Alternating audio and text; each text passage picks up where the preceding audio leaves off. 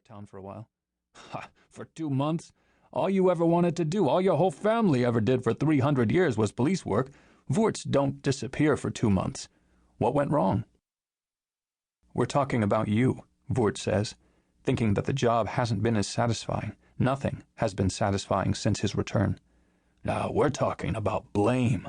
How you get disappointed and blame someone for it, and then you dwell on it, and it becomes all you think about, and finally you set out to destroy the thing you blame. Is someone trying to do that to you? They did already.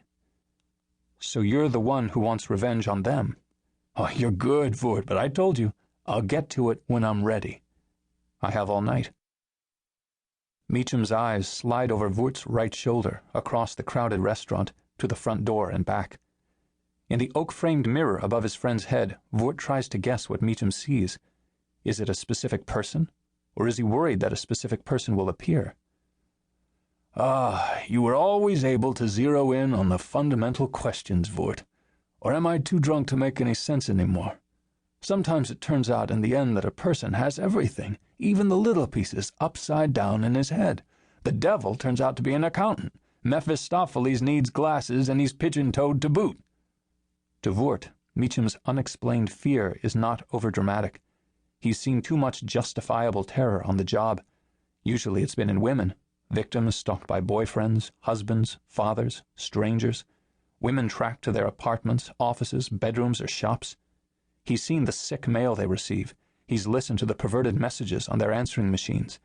Time after time, he's answered radio calls out of the sex crimes unit to find a body, someone who was once afraid, who perhaps no one took seriously, bloodied, and, if lucky under these perverted circumstances, at least half alive.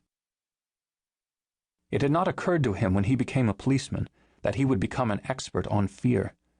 He'd started out with a more romantic vision of the blue life. But 9 years after graduating from the police academy, Voort understands fear the way a physicist understands atoms. He smells its variations with the skill of a French chef appraising the freshness of a fish.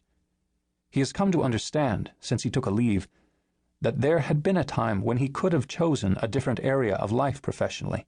Nature, perhaps, or commerce, or the arts. My father told me to quit if things were getting to me. I just need a little equilibrium now, and I'll be fine again. And now he sees the 1,000 ways New Yorkers have incorporated fear into their daily lives, weaving it into the fabric of his city. There's the quiet fear in the subway as passengers clutch bags to their laps, their wary eyes attuned to strangers. There's the nervous fear of pedestrians hurrying home, keeping to the center of dark streets at night, and away from parked cars, dark doorways, alleys. Fear makes women hide their engagement rings, their proudest possessions, in public places. It stalks workers in a suddenly failing economy. They work longer hours. They pore over financial pages, seeking magic in a stock market that may be coming apart.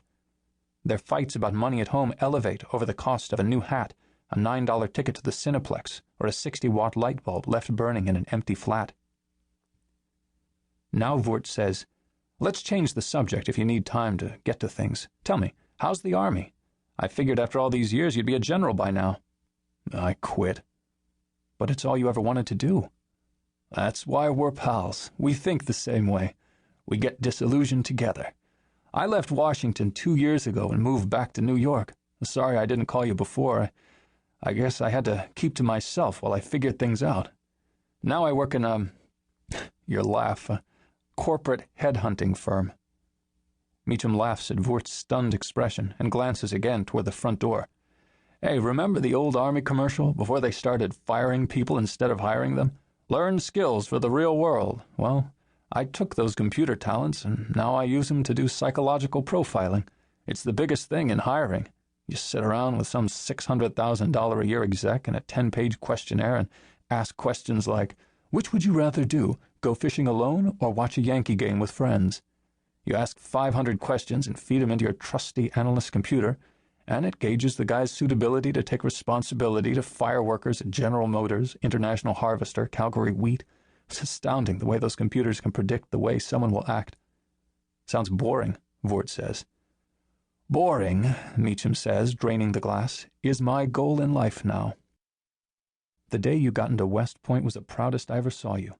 And the stupidest. But now it's time to tell you why I'm